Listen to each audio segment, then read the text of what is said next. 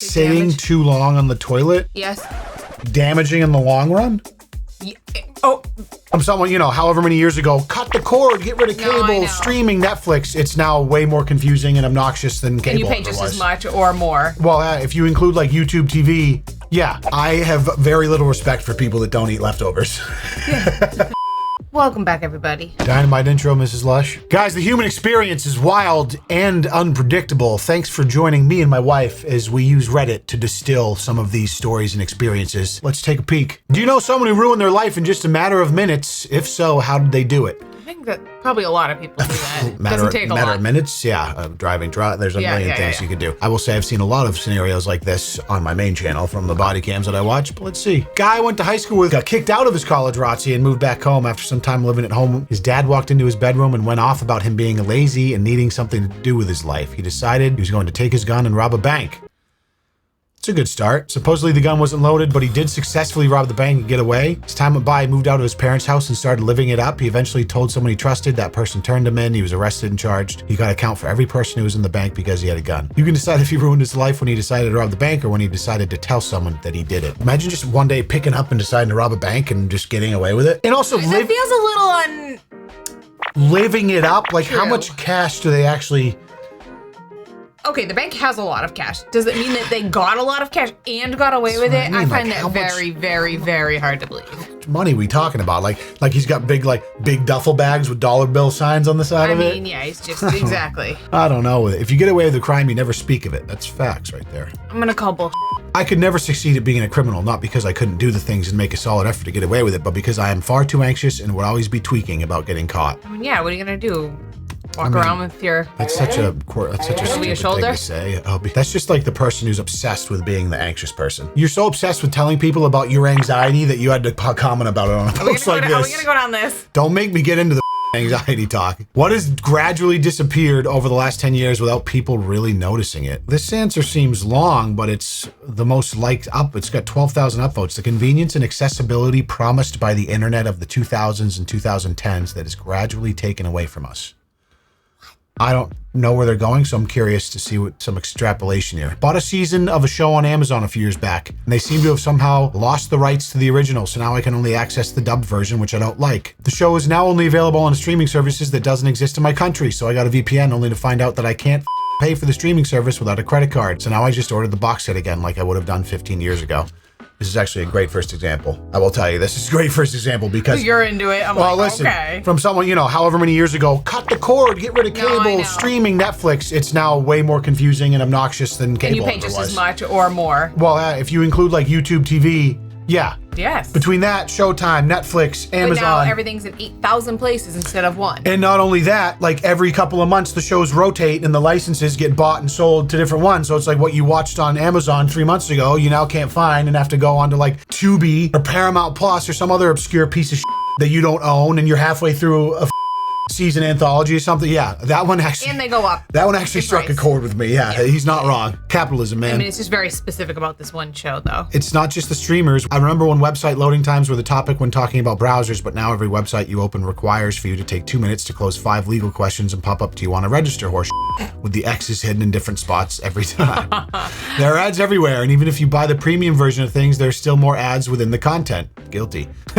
On my main channel, not this one. Not here. This channel pure as can be. This channel is pure, more pure than virgin blood, baby. All for you'd never buy. Places like YouTube remove functioning like and dislike features so that you can't tell what videos you can simply skip. These are great examples. Google also seems to be less efficient than it was 8 years ago, and finding anything online has become a chore. That is hugely true. Google has become completely ruined by advertising, and finding information through AI is kind of the new thing. Like, Google's kind of antiquated. For certain things. Certain things, yes. It just became ruined by product placement and ads, and you basically pay to play, pretty much. So, like, all the results you're seeing are either people trying to rank high in search SEO so they can make money on ads on the page. So you're seeing, like, reviews of products or product comparisons that are literally just a grift to make that person money without really knowing if the product reviews are real or not. The whole thing's dog. not wrong there. All new security measures they introduce just steal your time and life energy. You want to log into Netflix on your PC, but you can't because it needs to be registered as a temporary device. Then they send you an email, but to open the email, they first need you to enter a code they send to your phone, which is in another room, so you go get it. Once you've entered the code and open Netflix, you forget the you even want to watch in the first place. Shit, that one hits Don't me. get me started, all the updates, everything seemingly needs to do everything. Oh my god. You should see me try to log into like Netflix or YouTube TV or anything on the Peloton, the treadmill. Nope. I gotta be honest, I was not prepared for that particular story to hit so hard. I was like, oh, what do you mean? Like, certainly You didn't think it was gonna be that accurate? Well, there's obviously levels of convenience that we've adopted over the years through digital, but there is a resounding truth to this post where things have gotten so much more complicated. It's hard to boil down the reasoning, but I mean, security is obviously one. I mean, anybody who's online, especially me where I have like accounts, I really need to make sure secure the amount of codes, password authenticators, and 6-digit codes, and 2 factors. And now we have like pass keys, and like I can log into my laptop, but I can't, and my phone's. He's not wrong. But listen, that's the nature. You need to take those precautions when literally now we live with our entire lives online, and there is at every waking second people trying to crack every single code and exploit everything they possibly can. Yeah, it's the security part at least. But the streaming one's funny. It was good. Streaming one kills me. The Google one is huge. 10 years ago, I was blown away by how good Google was. Anything I wanted to learn about was instantly found for me. Yeah, that's where I will say Google sucks now, is deep researching topics. It's just so riddled with affiliate ads and all this shit. It's really hard to find unless you specifically like go to like NIH or some sort of thing with like a PubMed if you're looking at some sort of scientific article. Now it's all AI slop, and there's clear proof that the decrease in quality is partially caused by Google themselves, serving worse results to get you to try another query and see more ads. Image search has become a nightmare. That's true. Whenever I have to Google something, it's always X thing Reddit. Actually, I do that sometimes too. Depends on what it is. But then also I do that too, for certain things. Listen, I'm actually a big fan of anecdotal evidence and message boards. I've been on message boards like in the bodybuilding community for years and years. Depends on what it is. Depends on what it is. But I do find myself a lot of times querying Google with Reddit at the end because I just want to go straight to humans talking about it as opposed to sifting through 37 pages of AI slop generated to make affiliate revenue. What a world, man. What a world. What's the most absurd fact that sounds fake but is actually true? Some companies are over 1,000 years old and 90% of them are in Japan. Okay. Okay, that's hard to conceptualize. Yeah. Pluto hasn't completed a rotation around the sun since its discovery. It's not even halfway there. 248 Earth years per Plutonian year, and it was discovered in 1930. Wow. It was only discovered in 1930? Yeah, dude. Well, I mean, how far along did you think our astrology technology was back then? I mean, we didn't learn that the Earth revolved around the sun until a couple hundred years ago. I don't know. Scientists of Reddit, what's a discovery that should have blown people's minds but somehow got a collective shrug from the world? This is actually a good one because I see this a lot. I feel like there's breaking scientific discoveries all the time, but the internet is so obsessed and consumed with all of the surface level slop that like crazy things are just like, oh, cool. And then they're on to the next because we have no attention span, blah, blah, blah. We basically cured most people with cystic fibrosis in the last 5 years. It's the most miraculous medical breakthrough I can think of, comparable only to the insulin treatment for diabetics or triple cocktail for HIV patients in the 90s. In the span of 5 years, thousands of cystic fibrosis patients saw their projected lifespans go up to normal. They don't work on every cystic fibrosis mutation, but they are incredible. The Atlantic published an article last year that made me sob. Here's a non-paywalled version of the article. It's moving, especially the passages about what it's like for people who haven't been helped by Trifacta. That's very interesting. I have a family member with cystic fibrosis. Do you know anything about that? Not particularly, no. Maybe we should figure it out. Stand an olive branch. But there are so many different variations, though. Correct. And like it says, it doesn't work on all of them. So we don't know. I would imagine they would have looked into this by now. That's interesting and promising. I mean, I did know once was considered like a death sentence. Now has the potential for people to live well into adulthood, some with a normal lifespan. That, I mean, good comparison to AIDS and diabetes, I would say, because same thing in the 80s and 90s with AIDS, and now you can live a functional adult life with it, right? I think too that they're also seeing there are so many different variants of it that there's probably more cases, but that are considered milder. Something you saw on your partner's phone that changed your relationship. Uh-oh. Here we go. This is going to be interesting. It's going to be a juicy one. I went through my partner's phone after he passed away from cancer last year. Oh, God, this is a tough setup. Had to find contact numbers for a few friends not on the funeral list we made. In his notes app, I found phrases he used in his letters to me, as we often wrote to each other when he was in the hospital and visiting times were short. English was not his first language, and I hadn't realized how hard he practiced in order to say what he wanted to say. I sent myself a copy of those notes and looked at them off. Well, that was touching. So it was like it was a positive thing. He was practicing English phrases in his notes app to try and make his writing more clear for him. A few years ago, I was adding some items to the notes app grocery list on my wife's phone. The app opened to the most recent list, which was a copy of her wedding vows with the promises she made to me, things like supporting my dreams, being my partner in crazy adventures. Besides each one was a list of ideas to match, including some things we had done recently. We were going through a rough patch at the time, and seeing the list doubled my resolve to work through it. These are all very promising. I like this. 2 promising ones in a row? What website are we on right now? How is everything so positive at the moment? Can we get to the disgusting adulterous ones? No. Let's have hope. There was a photo album of nothing but pictures of me and our son titled My Perfect Men. There were pictures in there I didn't even know about. This is crazy. Him helping me wash my car, us laying on the couch, him teaching me Minecraft, me helping him ride a bike. I was a mess for a while, ugly crying, happy tears, but ugly crying. I had no idea I was loved so deeply by her. Oh man, that hits good. I had no idea I was loved so deeply by her. My wife is quiet, introverted, and didn't grow up in an environment that was outwardly loving. I wasn't snooping at all, but asked her to share some recent pictures of our son after a sports day at his school. I saw her in a different light after that. Our already good marriage at a level I didn't know was possible. Oh, that's sweet. I know you have an album titled that on your phone. No, but I can come up with one. You better have one soon. I'm checking in a week. Better be there. I just have pictures of you in compromising positions, like sleeping with your mouth tape on. Half of them taken by Jackson. Remember when he used to come in every morning and just take photos of me while I was sleeping? It was like a small window of time where on your phone. Yeah. We have some random videos on your phone that Jackson took of you. That was the best. The best being your 40th birthday, a couple months ago. That was a good one. He's like talking about my mully. Oh, he was like narrating it. I like how half of these are the most wholesome stuff you've ever read, and the other half is absolute horror stories. I haven't seen a bad one yet. Horror stories. So you know what? It's promising though that the good ones are the ones that were upvoted more. His messenger chats with my mom. He jokes with my mom a lot and would always ask about me, what I was like as a kid. Why am I so full of energy and how to take care of me? My mom had cancer and passed away in 23, but their last messages to each other was him assuring her he'd take care of me the way she wants to. That is so sweet. Still haven't seen a bad one. You know what? Maybe we should leave it. No.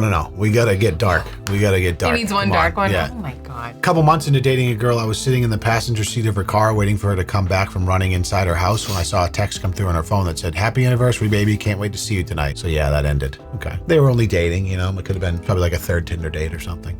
Not too bad.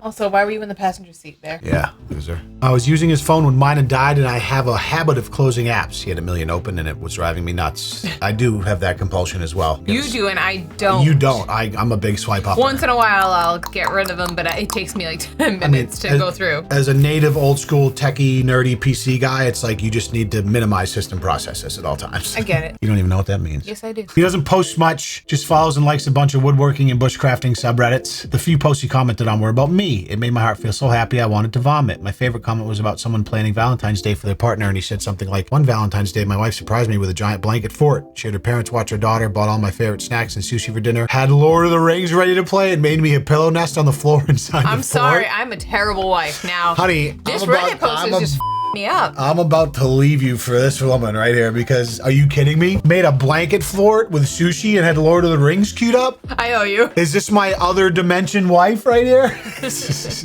After today, I owe you a special folder in the photos section of my phone and a sushi pillow fort date. Yes. Jackson won't let us have that without him, though. Sushi's good. I think I'd rather like maybe a chicken parm sub with some popcorn. I said I'll be fine. You have popcorn literally every single night, and I'll have it every single night. So what's special about it? Have it every single night for the rest of my life. He doesn't have social media and isn't one for writing letters or cards. Doesn't make a big show of his affections for me. So to see him gushing about me online was so sweet. I love that goose. There's a very popular guy on Instagram. He's like a couples counselor. He does like a call-in show where people are calling in with their relationship struggle and he's giving them advice. He recently had a post go super viral because he did a bit talking to somebody, and his whole idea was that when you're in a marriage or in a relationship, you should have no problem being comfortable with interchangeable use of each other's phones, giving your partner your phone, letting him look through whatever.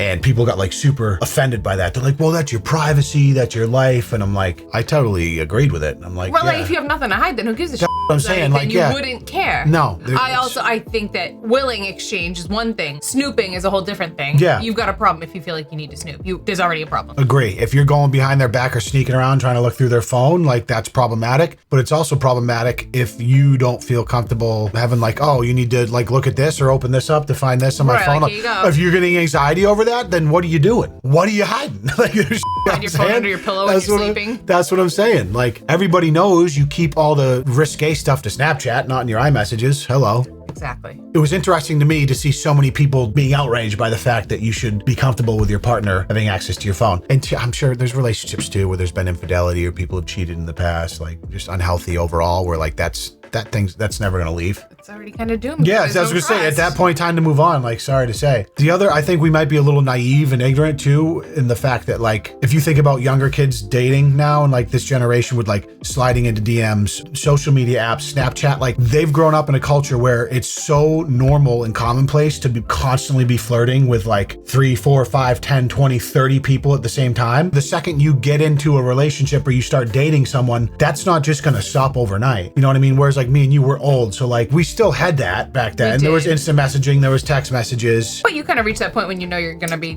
done with. Yeah, I guess so. Yeah, especially like once you're in a marriage, certainly. That's long gone. It happens much before that. Yeah. Interesting though. I thought that was interesting. A lot of people were really upset about that. I don't give a shit. You can go look at all my shopping apps on my phone. Right? Sweetheart. Exactly. If you want to insert your credit card number, it's fine. You can look through all my gym selfies. Would you like to know the only thing I'm gonna go through your phone for is to set an extra alarm for you before I leave the house. Scroll through all my Pepe memes and all the screenshots from Twitter I've taken or something. What's a harmless habit that people don't realize is actually damaging in the long run? There's a lot of this. That's kind of vague. Well, I mean, it's good. A harmless habit that's actually sitting too long on the toilet? Yes. Damaging in the long run? Physically, it's not good for your ass. What? You can get like hemorrhoids and stuff. From sitting? Pressure, yes. You don't want to be like have that downward pressure in that position for too long. To where you're just like cheek spread? Yeah. I don't know, man. I don't know if I No, I'm dead serious. Oh, they ended up with an anal fissure. 30 minutes on the toilet every day. What do you know? One of the most painful things ever and doesn't go away. I did a lot of things to alleviate the pain, but nothing helped. So after being miserable for a year and a half, I decided to do surgery. You want surgery on your butthole? Anal fissure? What in the world? I decided to do surgery. It was way more painful afterwards, not being able to walk for a few days due to pain. Let's not even talk about the pooping. I was sitting on the toilet for so long because I was trying to find a little escape and calmness from a 2-few-year-old boy. So that's very common. I mean, it's a meme that like dads will just be on their phone, like sports betting or doing whatever the Now me and my wife instead communicate if we are overwhelmed and take turns if we can't handle ourselves anymore. Totally not worth the pain for 30 minutes. This person says getting an anal fissure is not related to sitting on the toilet for 30 minutes, but has more to do with pushing too much. I mean, that's part of it. I believe that it can cause hemorrhoids, but... Holding your pee in because you're busy at work. Is it bad to hold your pee in? I can imagine it's not good. Not great. But like over a long time, is there a prognosis? Will like hurt your kidneys or something? I think more your bladder. The whole idea of teachers like not letting kids go to the bathroom, like I get so irate when I hear stuff like that because it's kind of like old school where it's like, no, you have to like have a bathroom pass and like all this shit. It's like, dude, if a kid needs to use the restrooms, you let them go. Like, I don't care. Especially at a younger age. If they're like in middle school or high school and they're like doing that to skip class or whatever, you can deal with that separately. But, right, or if there's a pattern of behavior. Right. The idea of withholding bathroom breaks as a punishment is insane. But it was not abnormal not that long ago to do that. Wearing headphones all the time in loud volume. Yes, that one's very, very I don't know how that would be considered harmless until it's not. Well, you don't think about it. Like, in what's loud to someone might be not that loud to others, but like, just because the proximity of your ears and the constant exposure to it, there's a certain decibel barrier. It goes from being like loud to just like, all right, you're damaging your ears acutely right now. People that go to lots of concerts deal with tinnitus, and like over the course of a lot of years, they lose their hearing a lot faster than other people because the actual decibel force being put out by those concert or like festival speakers is insane. It's loud at the time, and sometimes like the day after, you'll be like, whoa, your will be ringing, and you think you're good after a couple days. It's no, you've just caused permanent damage to your ears. And you do that enough over 10, 20, 30 years, by the time you're in your 50s, all of a sudden the audible range of what you can listen to is like from squashed down. You've lost low and high end on everything. Only doing minimum payments on debt, allowing interest to work against you. Yeah, I feel like most people know that by now. Yeah, I would hope so. If you're accruing debt and paying minimum payments, you are yourself. Unfortunately, it's the reality for a lot of people. So much interest, yeah. Credit cards especially too. 25% APR. I didn't even used to think about that stuff when I was younger. And like when I was in my 20s, I was a classic. Desperate. That's the thing. You don't. It's like, oh, you just have to do it. You just got access to a few $1,000s. It's like, you got to go for it and like kick the can down the road. So predatory though, man. It is one of those lessons that have to be learned the hard way sometimes. Yeah. Therapists have read it. What's your biggest, I know I'm not supposed to judge, but holy shit moment? It's a loaded question. Early in my career, while working at community college at a health center, I had a 17-year-old client that had an 18-month-old daughter and was 4.5 months pregnant when we began working together. After we built enough trust, she disclosed that she had been repeatedly by her father for the past 3 years. Good Christ. Took a dark turn. Secondly, you're not allowed to say any of this shit as a therapist. I guess you can do it anonymously, but that's severe. Right, they're anonymous, the patient's anonymous.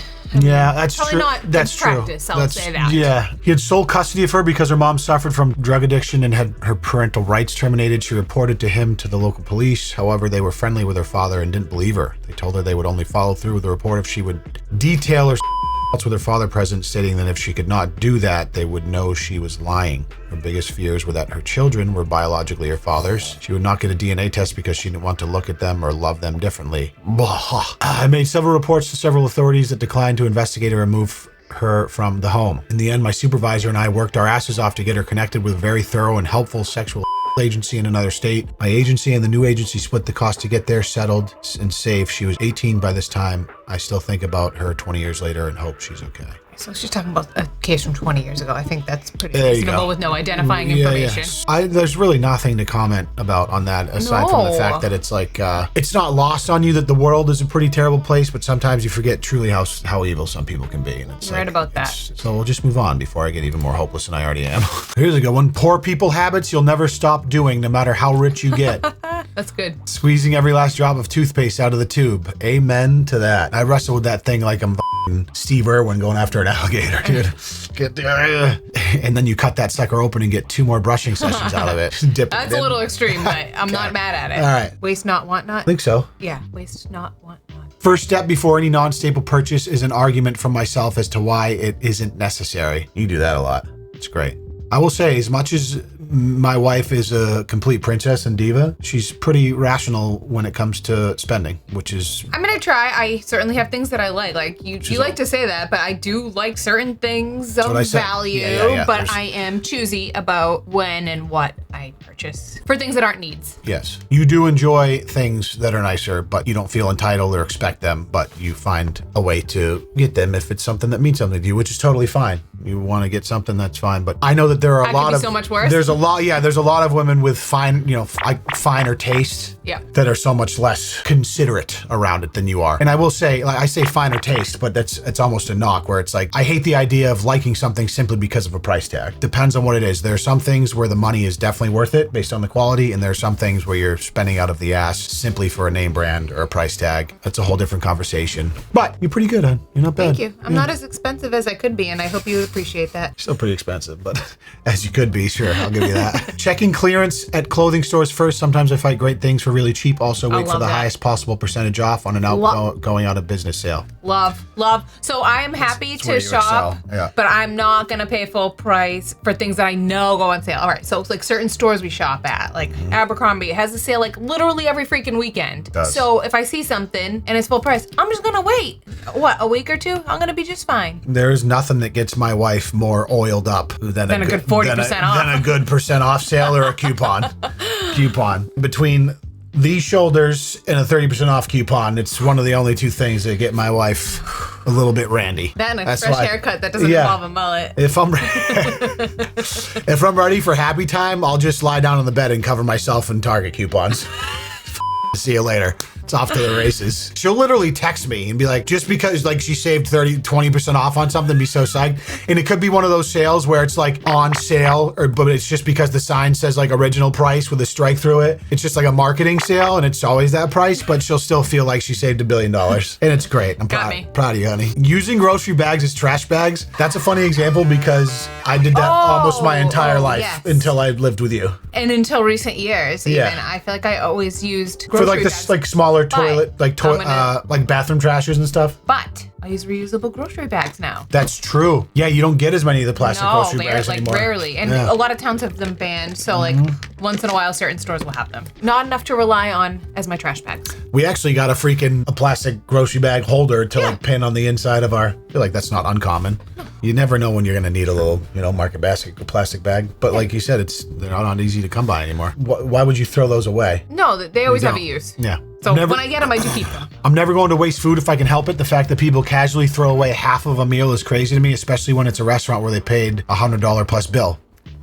Totally agree. Oh, yeah. Oh, there's no food waste in this house. You're looking at a human garbage disposal right here. Which is great. So if I get sick or something, we've had it for a couple of days in a row or whatever, I just rely on him to take care of it. Eating leftovers for 4 days straight if I have to. I hate wasting food. Listen. So there's a limit to my leftover consumption. I like leftovers very much, but there's a limit to how many days in a row I'm willing to eat something. Not me. But I know it won't go to waste because I'm never going to make enough that it's a problem. If it's good, I'll eat it every day for a full week. I don't give a singular shit. And this obviously story's come up 30 times on this channel, but the ultimate experience of seeing food go to waste is working in restaurants. It's honestly disheartening. If you have any sort of sensitivity to like the global despair for a lot of people around the world and their inability to access clean water and food as well, to work in a restaurant where you're just dumping thousands of dollars of food down the trash every day. Can be very disheartening. So I constantly would eat people's leftovers. Like they'd have half a hamburger. You want to take this home? You need a box? Nope, thanks. I'm bringing it in the back and I'm eating that shit. And people thought I was disgusting, but I'm like, you know what? You are disgusting. That's still disgusting. I'm doing my part still gross. To help save starving African children. Oh my God, what the Even when I moved, nothing to help anyone but yourself. When I went from the Cheesecake Factory to the Capitol Grill, it was even crazier because I know. Like, I'm sorry, this $70 steak, I'm just gonna throw half of it away. You're wasting like half of a chicken Romano. Big deal. It was $13 on the lunch portion. You're wasting a half of a $70 filet. You're outside of your mind, and I'm absolutely gonna eat the shit out of that in the back by the dish station. It blows my mind when I hear people say we don't eat leftovers. Like, I genuinely didn't realize people just threw it out as a general rule. We've had this conversation before. Many times. I don't get it. With the exception of my beautiful jeweler and longtime friend, who when we lived together for a year after college, didn't eat leftovers, and anytime she would go out to eat, she'd always tell me because she knew I loved them, and I love you. With the exception of her, if you're watching this, I have very little respect for people that don't eat leftovers.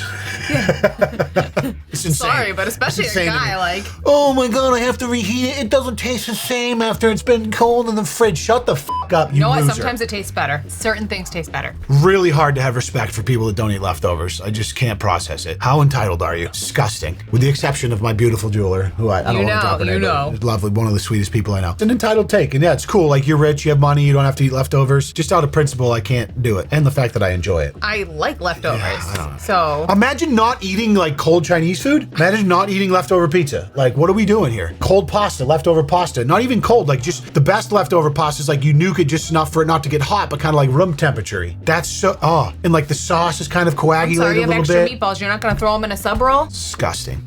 You all right? Slap someone in the face for that. I pick up any coins found on the ground, penny jar going strong, yeet. No. I used to. I don't with coins. I'm sorry. Well, that's gonna sound bratty and entitled. What a snob. I'm sorry. You think I'm hanging out with pennies, like just gonna pick them up off the ground and save them? No. Yeah, but after 10 years, you can go to the bank and make $13. I can't be doing that. No, well, again, restaurant industry, back when a lot of people paid with cash and we had to, remember when we had to give change back? Oh God, that was so weird. I just haven't dealt with coins in so long now. Like if I'm paying cash for something, it's like a hair service or like my nails, like something where it's an even amount. Yeah, it's like $60 or whatever the hell. I'm never paying with cash in a register where you need like $3.37 back. No. You're like, when's the last time you had your hand out to get change? No. I don't know. Maybe we're getting removed from, no, we're not. Here's the deal. Coins have been obsolete for a long time. We're gonna sound like ass. No. It's not just about economic. No, I just use everything digitally. That's what I'm saying. It's about technology, how things have changed. It's like we're getting to a point where coins will be irrelevant. Like things will still get broken down, and they still are, but you're just paying digitally is what it is. Even for people that don't have a lot of disposable income, we're still going to get to a point where using cash becomes less and less frequent to the point where coins will be irrelevant. What improved your quality of life so much you wish you did it sooner? Oh, I got one for you. Yeah? What is Sleep. It? Oh, me. Yes, for you. Oh, for me. Done in the last recent year and a half or so. Yeah.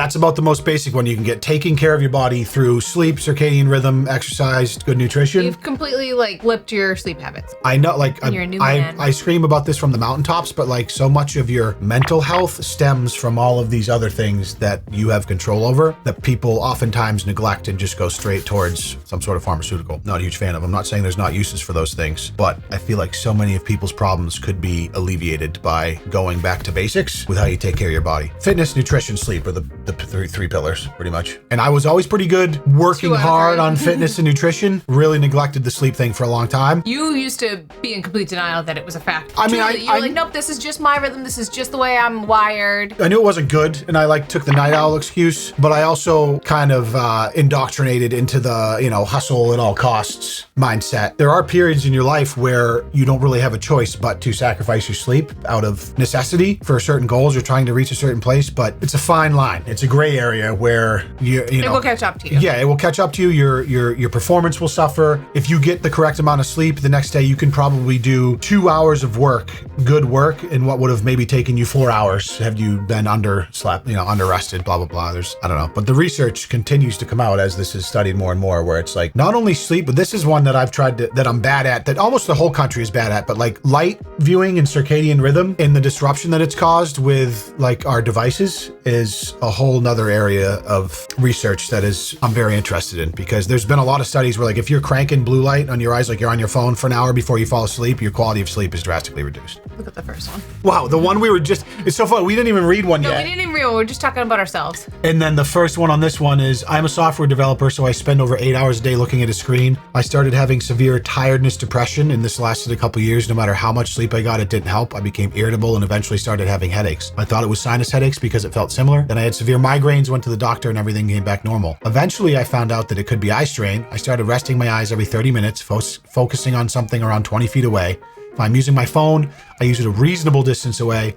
A few days later, all of my symptoms disappeared. I don't think it can be overstated how important it is to be self-aware of this type of thing. Yeah. And the biggest thing with the circadian rhythm is like, it's the type of light. Like after the sun goes down, for thousands of years, humans have been used to just incandescent candlelight, things that are signaling your body to shut down and get ready for sleep. And then we're spending all night pounding these blue light waves into our eyeballs, which are completely giving our brain the wrong signals of what time of day it is. And it can really be hormonally disruptive. It's hard to talk about this without sounding kind of like frou-frou-y, but like there's a lot of pertinent and important research coming out around this, and it makes a lot of sense why we live in a culture where everyone is maximally fucking under-rested, depressed, and anxious all the time. Very interesting stuff. Wait, that's a good one. I kind of like that one. Replacing my Amazon Basics office chair with something that actually offers lumbar support. I'm sure you can attest to this. You've gone through more office chairs and more computer chairs and more gaming chairs than anyone I know. I spent years just buying like the cheapy Office Max chairs, and I'm a big dude, so I would break them after a couple of years, they'd wear down. I finally bit the bullet probably 2 or 3 years ago and invested heavily in an office chair, and I'll never go back. I have a couple Herman Millers, one in here and one in my gaming room. Very expensive office chairs. It's a luxury, but it is when you're someone who spends a lot of time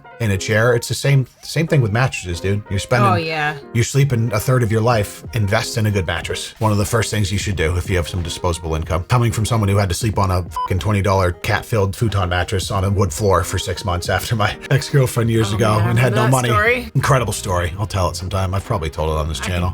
Blackout curtains. Amen. I've never seen someone so desperately in need of blackout curtains than my wife when we moved. They must exist. I need it. I am one with the sun anyway. Black room, temperature controlled, cool, fan on, little white noise. Like just put me in a coma for 8 hours. It's the best. Hey. Especially in the summer when the sun's up at like 5:15 or whatever. Laser eye surgery. Hey, there you go. There you go. I had that done last year. Negative 7.5 and 7.25 vision. That's really bad. Mine was like 2.5. That's like basically vision. Couldn't even read my phone screen at more than 3 inches. Now I can wake up and see what time it is in the alarm clock. The catalyst for me was when I put my glasses down on the bathroom counter and couldn't find them. I was looking 2 inches from the countertop and just couldn't find them. It's crazy that even when your sight's that bad, they can still do that. But yeah, I will say with anything online, you can like find horror stories, but I had laser eye surgery and it was an amazing decision. 8 hours of being pretty miserable for then the infinite ability to see perfectly without needing all the bullshit and contacts and stuff. This one's very relevant to our age. People over 35. I don't know what you're talking about. My age. I'm not over 35. My age. as a recently turned 40 adult. People over 35, what's something you genuinely miss that younger generations will probably never experience? I like this one, slamming the phone down to end a phone call. Like, it's not the same when just hitting a button. You want to... No, slamming onto the dock. On a very similar note, snapping a flip phone shut. That's true. True. Flip phones were goated. I could go on for decades for this, but I don't know, actually buying a CD, enjoying every song on it because music was very inaccessible compared to how it is now. Consumption habits in general are so different now because there's such a plethora. Everything is at our fingertips on our phone, our streaming services. Walking around a Blockbuster and thinking about what movies you were going to rent for the weekend. Oh, I know. You know, just rolling around, like picking up the snacks. Like that's just an unbelievable memory of a kid. As a kid. I'm sure people have more. Finding a magazine with something you love on it, a band or an actor or whatever. Yeah. And going to like Richdale's or something and like browsing the magazine section. Now, if you love something, you can immediately consume every piece of media on that thing. That's kind of right along the lines of what I was just saying. Yeah. Which is also cool, but I'll always miss turning the corner at the grocery store and seeing that Spin is doing an all punk issue or the Rolling Stone issue that after Hunter Thompson dying and being like, fuck yes, edited to add. And the smell, the ink plus the paper and the perfume sample's incredible. I will say that same experience for me, but with gamer magazines. So I was subscribed to something called PC Gamer back in the day. It was a monthly subscription and it would show up. You're a geek, but... would show up in the mail and would have all the information about like new PC games. And when I saw that thing in the mailbox, it felt like Christmas once a month. It was the best. And oftentimes they would send a CD-ROM with like game samples on it. So you could put it in the computer and like download